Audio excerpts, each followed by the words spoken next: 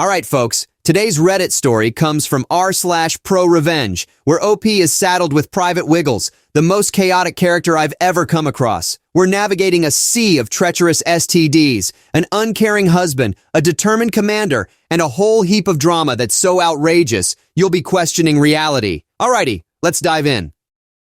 Military Revenge Served Hot, posted by Bakatari. Back in my army days, I was once in command of a unit of about 80 soldiers in Hawaii. Most of the soldiers in my command were great people, happy to do their jobs and take home a paycheck. Hard workers, creative, adaptable to unusual army conditions, and generally reliable.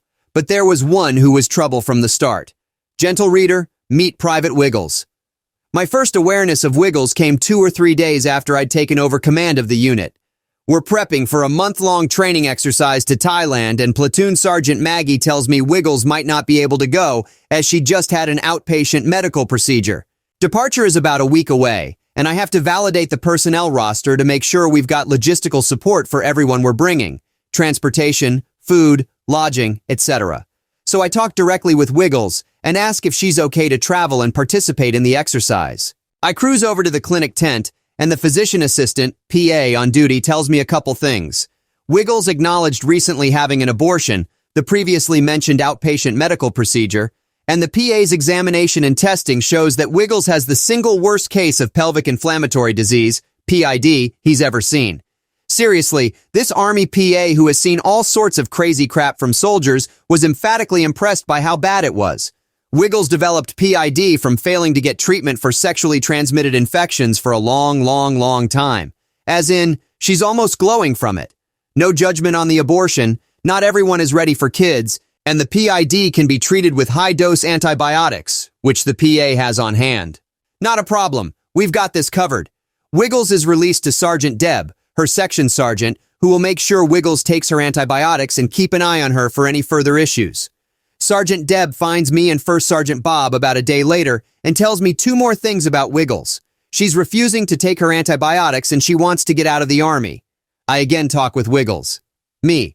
So you want out of the army? You know you have a couple years left on your contract, right? Wiggles. I know, but I'm just done being a soldier and I want to be out of the army. Me. Okay, I can make that happen. If you don't want to be here, then I don't want you here either. But here's the deal. You gotta play by the rules. I can get you out with an honorable discharge, and I'll start the paperwork as soon as we're back in Hawaii. But you need to take your antibiotics, do your job, and be where you're supposed to be. You do your part, and I'll do my part for you. Sound good? Wiggles. Yep, I can do that. Spoiler alert, she couldn't do that. For the rest of the Thailand exercise, Sergeant Deb had to take control of Wiggles' meds and force her to take them, when she could actually find Wiggles, who consistently found someplace else to be. At one point in the next week or so, she accuses First Sergeant Bob of having sex with her, easily disproven, as he doesn't have any sexually transmitted diseases, and Wiggles has all of them. She was just trying to stir up trouble with wild accusations, I guess. We get back to Hawaii, and I start the process to get her out of the army because as much as she's been a handful of trouble in Thailand, I'm thinking it's still easier at this point to kick her to the curb than it is to keep her around and punish her before kicking her out. I was wrong. Even as I start to work on her discharge, she ramps up the stupidity. Here are a few examples. Wiggles gets caught drinking, only 19 years old. Wiggles and her husband lie to the on-base housing office and provide forged authorization documents to get into rent-free on-base housing that they didn't qualify for. Side note, Mr. Wiggles was no winner either. He was about to be dishonorably discharged from his infantry unit for selling drugs to other soldiers. Wiggles shows up at the infirmary to get treatment for facial bruising. Mr. Wiggles kicked her in the face while wearing his combat boots when Wiggles accused him of cheating on her. Wiggles refuses to show up for work or any unit formation and can't be found anywhere for days. Wiggles slashes all 4 tires on Mr. Wiggles' car, then attacks him with the knife when he confronts her. Military police are called and end up taking him in when Wiggles gives a sob story. But he's the one with defensive wounds on his hands, not her. One of my male sergeants uses my open door policy to visit me one day. Tells me he saw Wiggles stripping at one of the skankier gentlemen's clubs down in Honolulu the night before, and she had also convinced one of our other female soldiers to come along with her to do the same. Here's a weird one. I get a call from a temp agency asking me if it's okay for Wiggles to continue working, through them, as an administrative assistant for clients in town. Not uncommon for soldiers to have a second job. But with everything else she was up to at the time, this one just had me going, what the hell? There's more, but you get the idea. At this point, Wiggles' actions are egregious enough that I can no longer just kick her out with an honorable discharge. I put her on notice that she's at risk for a court-martial. I thought that threat might keep her in line, but she just couldn't seem to stop herself from getting stupider and stupider. It's the old 80-20 problem. 80% of your time is spent dealing with the 20% of your folks who are troublemakers. At this point, I'm wasting a massive amount of time dealing with Wiggles' issues almost daily. I had genuinely and in good faith offered her the easy path, but I guess she figured she'd try to burn the place down on the way out since she apparently thought she was getting what she wanted no matter what she did. I was reminded of what my old platoon sergeant used to say when I was coming up through the ranks. You want to get stupid? Go ahead, but I can get stupider. Cue the revenge. She's causing me daily headaches, so I'm going to bring the pain back to her. Honorable discharge paperwork is out the window, and I lean into the special court-martial process instead. My legal counsel tells me that Wiggles' activities are likely to get her a couple weeks confinement at most, maybe not even that. She may get a monetary fine, and she'll probably get an other than honorable discharge. There's potential for a bad conduct discharge, which is worse. But while her actions have been not that good, they also are not that bad. I'm rational enough to understand that. I have a brief chat with Captain Morgan, Wiggles' military defense attorney, about where I'm going with this case. During our chat, I try to be a gentleman and let him know that Wiggles is going to be trouble for him if he's not careful. He gives me a condescending, "This isn't my first rodeo, Baka. I'm a big boy and can take care of myself." Fair enough, I tried to warn you. Normally, a soldier getting a special court-martial for piddly crap might get confined to the barracks, restricted to their on-base quarters, or something similar for the duration of the process. It's not like she killed someone, right? However, my military legal counsel drops this little gem in my ear. He tells me Wiggles has met all 5 of the conditions, danger to others, flight risk, etc., required by military law, Uniform Code of Military Justice, to warrant requesting confinement prior to her trial. He tells me, if you can remember these 5 conditions and elaborate on the details at our next pretrial meeting with the military magistrate, you might be able to get her confined to the Navy brig at Ford Island until the trial. I'm a guy who likes to pay attention to sound legal advice, so I do just as he says. A couple days later, we go in for the pre-trial meeting, and I run down the list for the magistrate. Boom! Magistrate orders Wiggles to be confined in the brig through the trial. First Sergeant Bob and Platoon Sergeant Maggie go to pick her up from her on-base housing. She won't open the door, but they know she's inside because they can clearly hear her and Mr. Wiggles banging away. This is important for later. The Wiggles finish up. She takes her time getting showered and dressed and finally comes to the door when it pleases her. Off she goes to the brig. The pre-trial processes take up the next 4 weeks. During that time, I have to deal with Captain Morgan, the paralegals in his office, and various fun things to do with her pending court-martial. Other than that, it's blissfully peaceful. Wiggles chills in the brig for 4 weeks. Seriously chills. Every time I had to visit, it was freezing in there. I'm required to make weekly welfare visits to see if she's being mistreated, if she has any needs that aren't being met, etc. Seems weird, but as her commander, I'm still responsible to make sure the brig staff aren't mistreating my soldier. Other goings-on in this time period. Mr. Wiggles fraudulently applies for a car loan and gets a van in their names. Mr. Wiggles is dishonorably discharged and kicked off the island, flies home to wherever the hell he originally enlisted from. Captain Morgan asks me to consider an other than honorable discharge and time served in lieu of taking things all the way to trial. I'm hot to get that pound of flesh from her, but my legal counsel advises me to avoid the court-martial and just kick out Wiggles with the other than honorable discharge.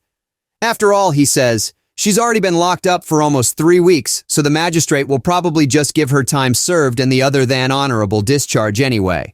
See my earlier comment about sound legal advice? My boss, Lieutenant Colonel Ryan, thinks I'm too invested in the case, that I'm no longer objective. Lieutenant Colonel Ryan insists on coming with me to the brig for the next welfare visit. This is 3 weeks into Wiggles' time in those luxurious accommodations.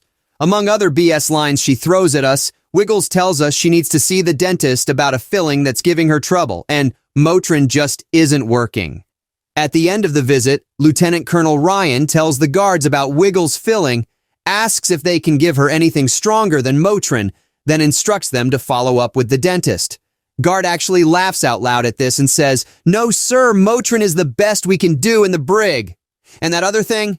For the last 2 weeks, she's been telling anyone with ears that she wants to try getting her wisdom teeth pulled before she's kicked out.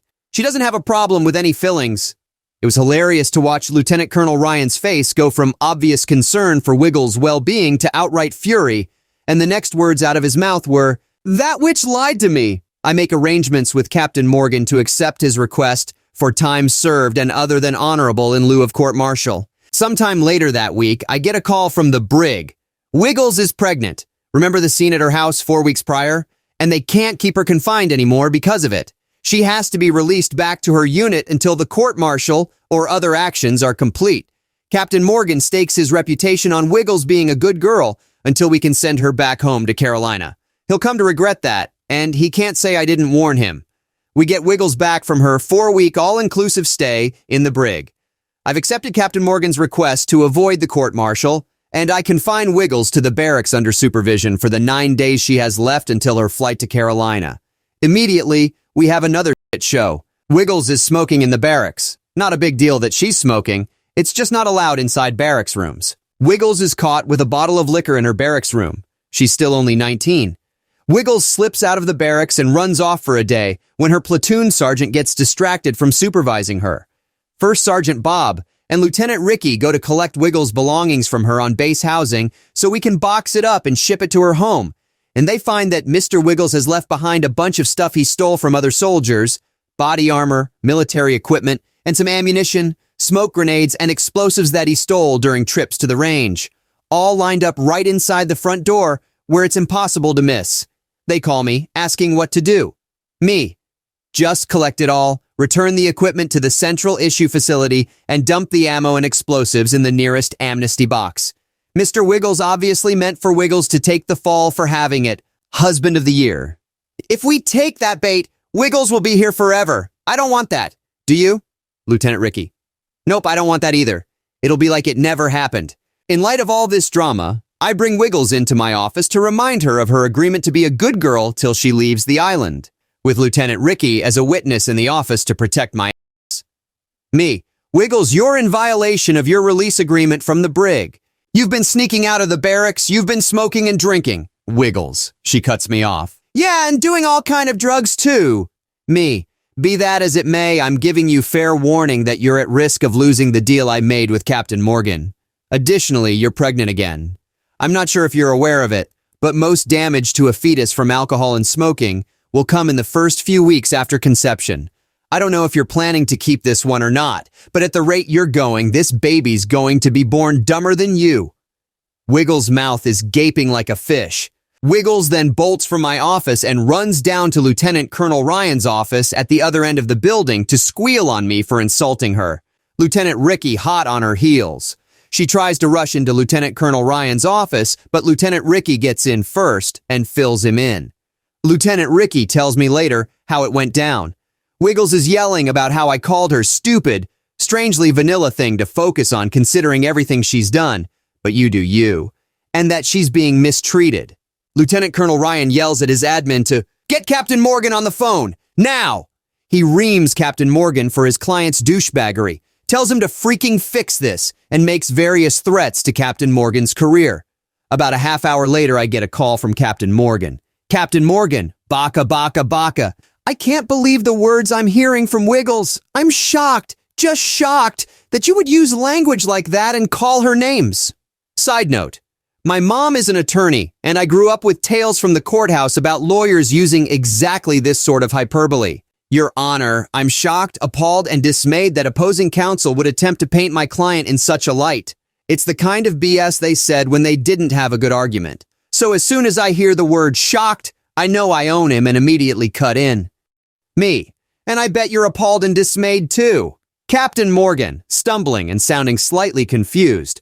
Well, yes, of course I am. You can't talk to soldiers like that. I know of a lieutenant colonel, a commander, who called one of her soldiers stupid, and she's no longer in command now. Me. I didn't call her stupid. I informed her of basic biological facts. Not my problem if she takes the news poorly. And arguably, she's not all that smart. Anyway, you called me, and I'm pretty sure it wasn't to warn me about what I said to Wiggles, so what do you want? Captain Morgan. What will it take to prevent you from kicking back our deal? Apparently, Lieutenant Colonel Ryan had cinched his butthole up good and tight. Me. You could get her on a plane tomorrow, Captain Morgan. How about if I get her out of here by Friday? It was Wednesday, and she was due to fly out the following Wednesday. Me. I don't think you can manage that, but good on you if you do. To his credit, Captain Morgan gets Wiggles a flight for Sunday, 3 days early. I print up official orders appointing Lieutenant Ricky as a military escort specifically for her.